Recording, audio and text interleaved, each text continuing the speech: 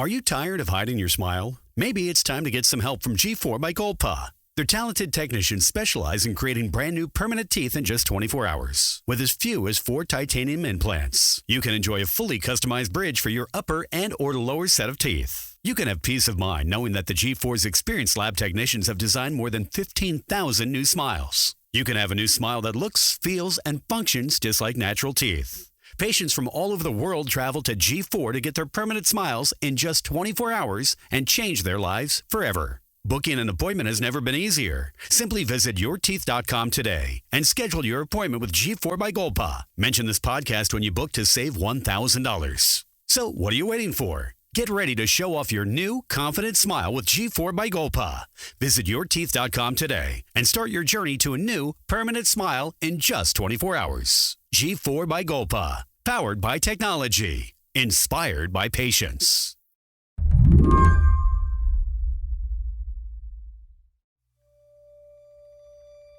If I were to tell you that the social network LinkedIn is cool now, what do you think you'd say?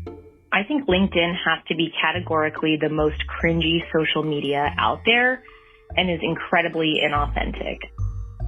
That feels like a pretty firm vote in the not cool camp. I think I suffer from secondhand embarrassment when I see a lot of times what other people post on LinkedIn. This woman didn't want us using her name for work reasons.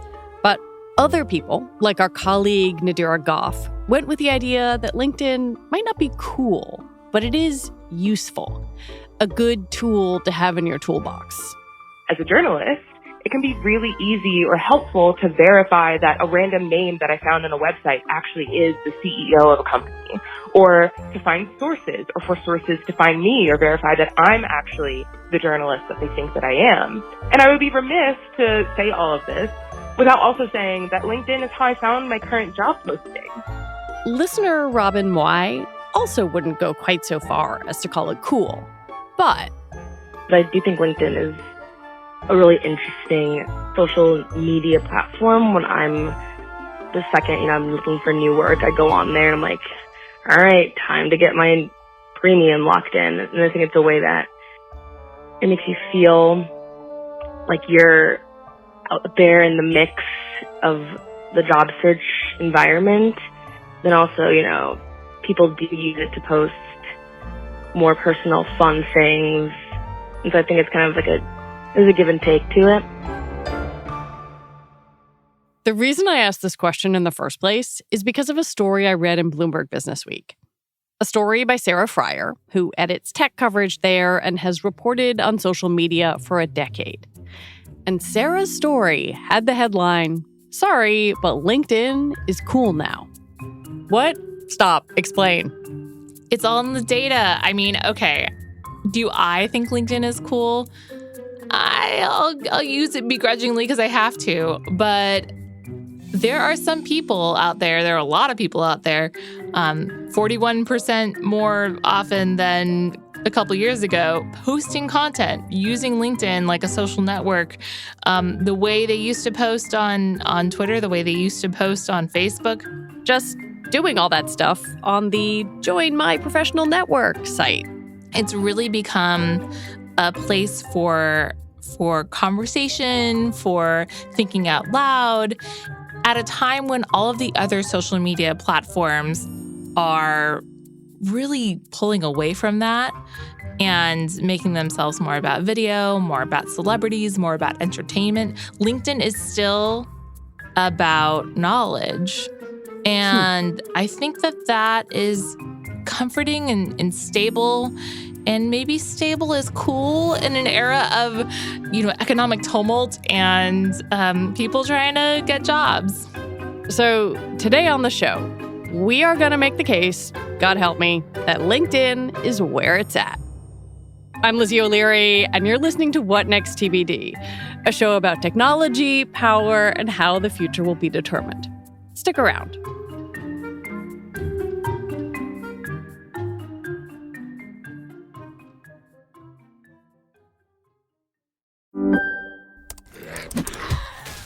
Wait, are you gaming?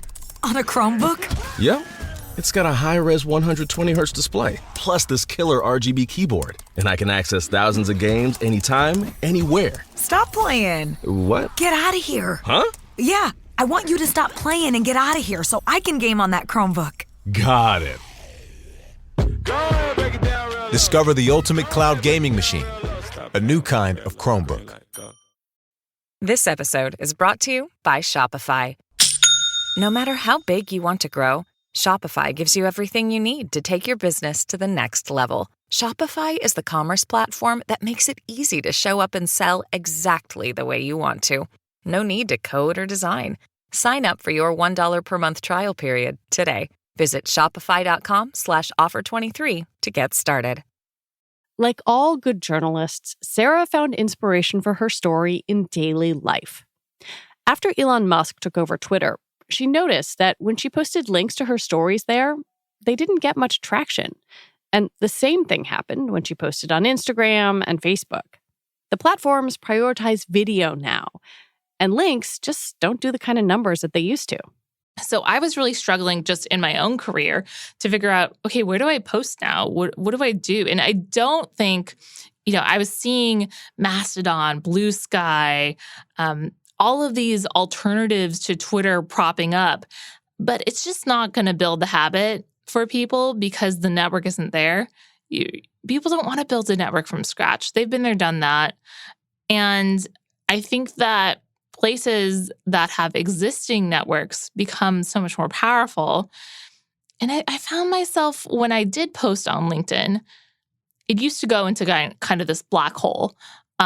Maybe I'd get a reaction or two from somebody in marketing who's on LinkedIn all day anyway. Now, when I post something on LinkedIn, I get real conversation out of it sometimes.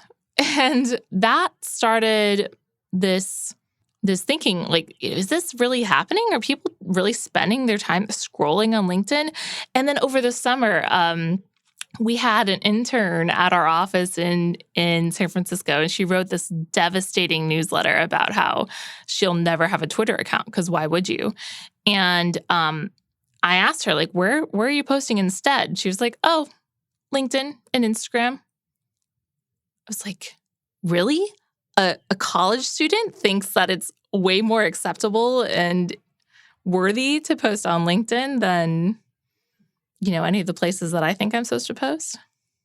What are people writing there? Is this the traditional, like, congratulate Sarah on her work anniversary or what? I haven't gotten a work anniversary. Congratulations. I believe it's coming up in September if you guys want to hit me up. But I think that really what it is, it's a lot of people just, for lack of a better term, thinkfluencing, like posting what's on their mind and then tying it back to work in this kind of like, just in case my boss sees last minute. I saw someone today post about how she's been unemployed for 82 days, and it's really been emotional for her, and she could tell that it was affecting her kids, and her stress was boiling over into her motherhood, and this was her way of saying that she did get a new job, but it was really personal, way more personal than I am used to seeing on LinkedIn. That was just this morning.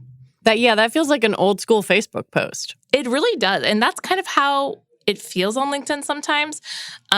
That behavior does not happen on Facebook anymore unless it's from, a much older generation. Younger generations grew up posting, building their digital identities.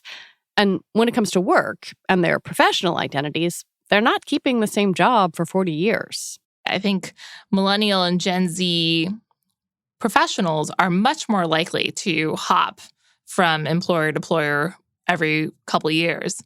Maybe even try out an entirely new industry, an entirely new skill set, or have a side hustle. And I think that what people are realizing is that it is beneficial to have an identity outside of their employer.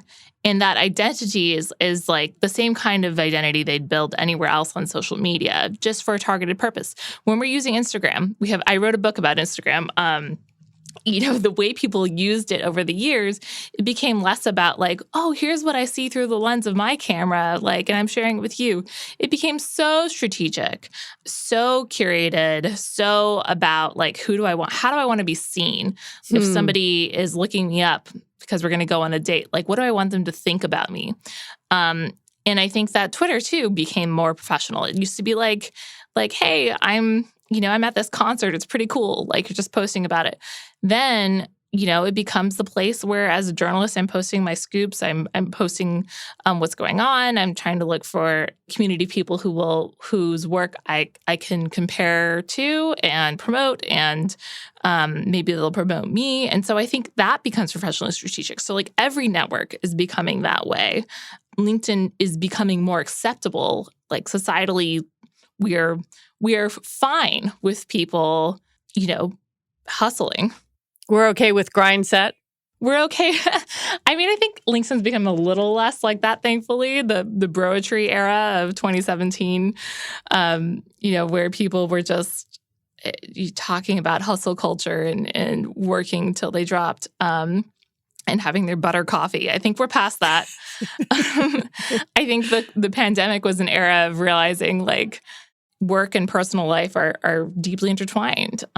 We worked from home in many cases if we were in jobs that we could do that with children at home in some cases. So I think that like the lines have blurred, and ambition in general is linked to how you think and how people publicly recognize you as an individual, like what makes you different than everyone else. When we come back, LinkedIn has influencers now.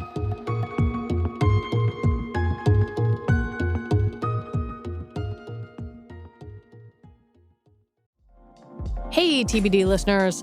Our friends at The New Republic have a podcast, The Politics of Everything. Hosted by TNR literary editor Laura Marsh and contributing writer Alex Perrine, the show explores the issues people are talking about and the political currents beneath their surface. On past episodes, Alex, Laura, and their guests discussed what, if anything, is considered disqualifying for political office today. They look at how Silicon Valley's Stanford University turned optimization into the global capitalist credo and examined the urgent pursuit for the climate-proof city as extreme weather events drive more people from their homes. You can find The Politics of Everything wherever you get your podcasts.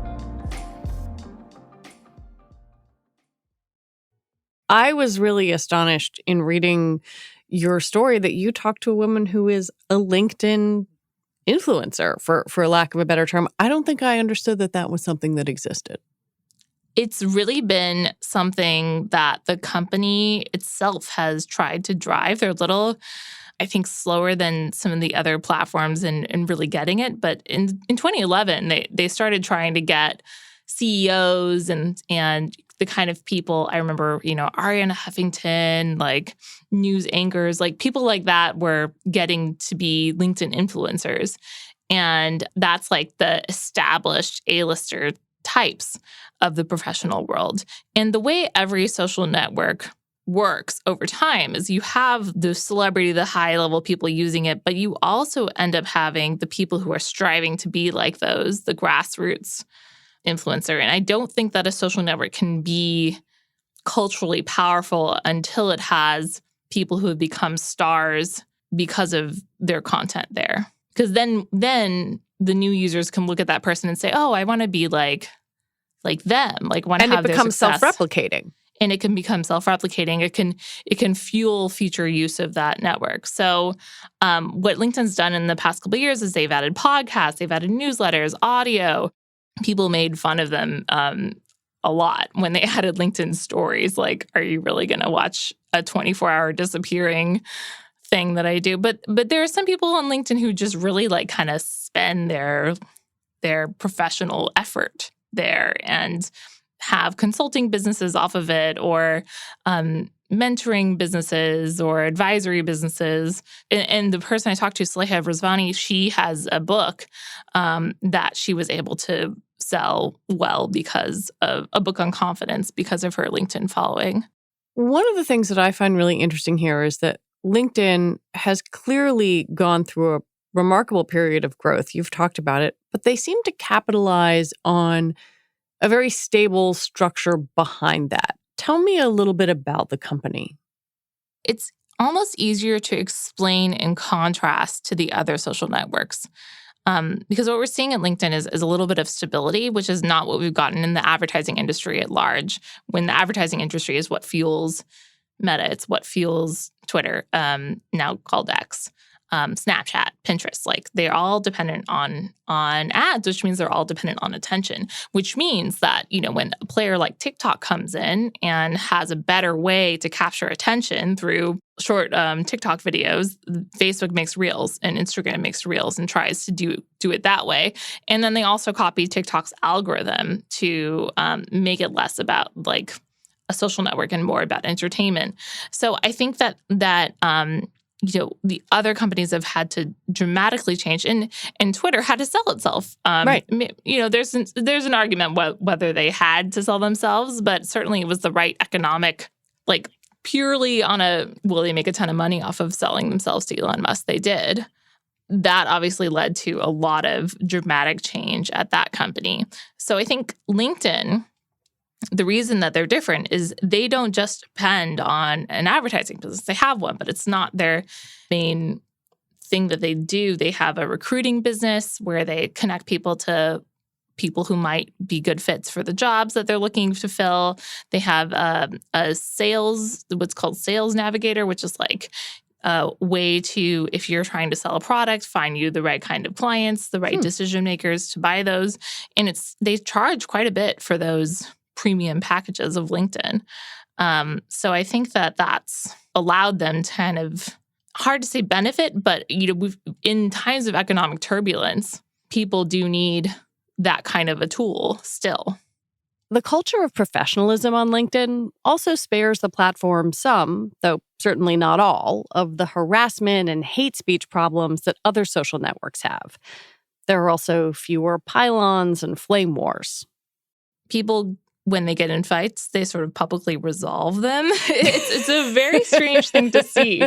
I saw, the other day somebody totally trashed someone else's newsletter. And then the person who wrote the newsletter replied and explained, I think you're misinterpreting, this is really I plan to do more on this. This is what I think. And then they were like, oh, that's actually really smart. Actually, I really like your content. So it's just kind of refreshing maybe to see conflict that gets resolved as opposed to escalated on social media. And I think that is probably mostly because people know that the professional world is watching and their livelihoods are connected to their real identities, which are connected to what they're saying in public. LinkedIn doesn't report average user numbers, but the company, which is owned by Microsoft, says posting is way up, and so is revenue. In 2020, according to data in Sarah's story, LinkedIn fiscal year revenue was $8.1 billion. By fiscal year 2023, it had jumped to $15.1 billion. The way LinkedIn explains it is during the pandemic, there was, as I talked about before, this merging of the professional and personal, and people were sharing a lot more personal content on LinkedIn and kind of building that habit, and also using LinkedIn to stay connected to the workplace while they were working from home, and kind of getting familiar with it from a more of a social network tool as opposed to just a digital resume. And then after the pandemic, there were layoffs. We have thousands of layoffs at Facebook and Google and Amazon, all these companies that people thought were stable, great places to work, and not just in the tech industry, right? We've seen cuts across the board. People have called this the summer of striking. I think that there's been a lot of professional angst and reasons for people to post.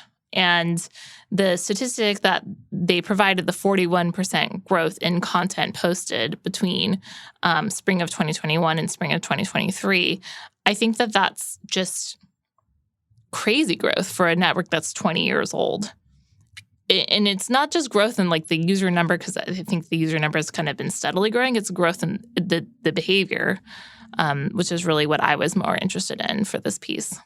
Can they keep riding that wave of growth, or is this such a narrow and specific set of circumstances that has given rise to this? I mean, I think they have to capitalize on it while they can. I don't know that everyone's going to want to start a LinkedIn podcast or a newsletter there. But I think, like any platform, you need to make it worth it for your users. And I think that what they might get from specifically the LinkedIn user who is like a inherently professional mindset, or they're doing this, not just because they need an outlet for their thoughts, but because they want to establish themselves in some way. Maybe they find ways for people to make money, like really build on that influencer business. And I know they're doing some ad sharing, but I think like they might need to pay a little bit more attention to that kind of monetization tool, because we've seen this across the board. Like, people will start using something, build up a following there, and then if they can't make money off of it, they'll get bored, or they'll get burnt out, or they'll go somewhere else where they can.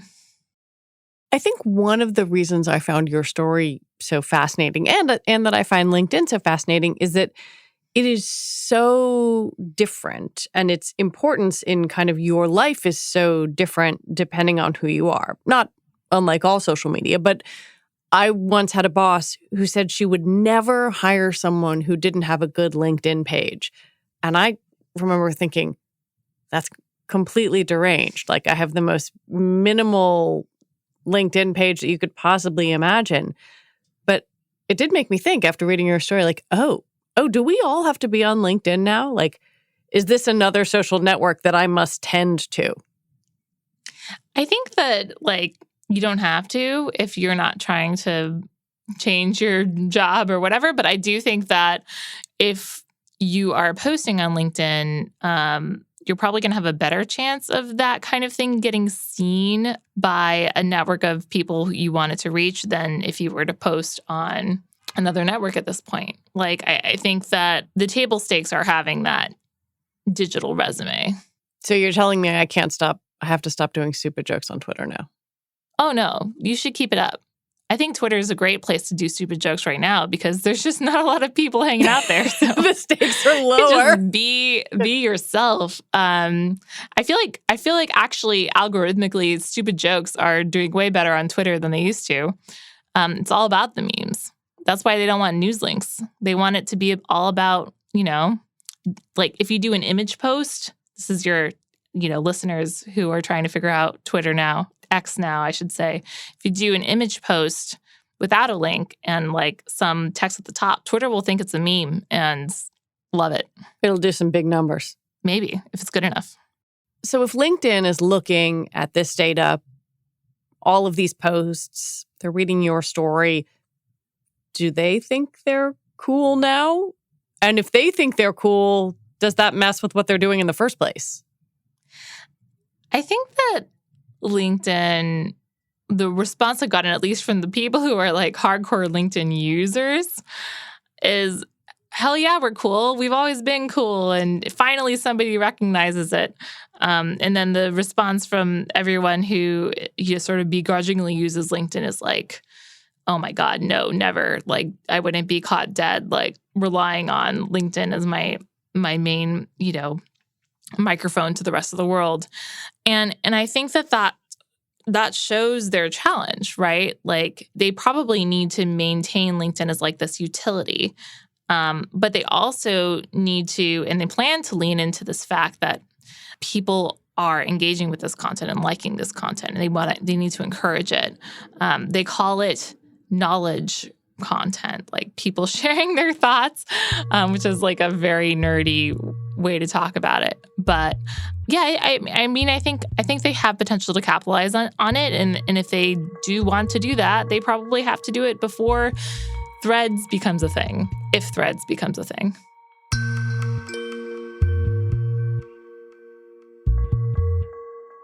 Sarah Frier, thank you so much for talking with me. Thanks for having me.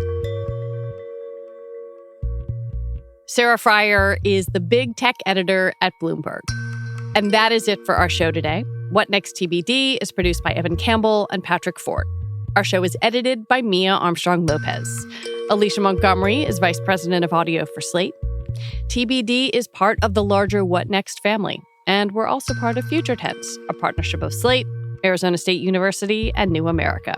And if you like what we are doing here, the best way to support us is to join Slate Plus.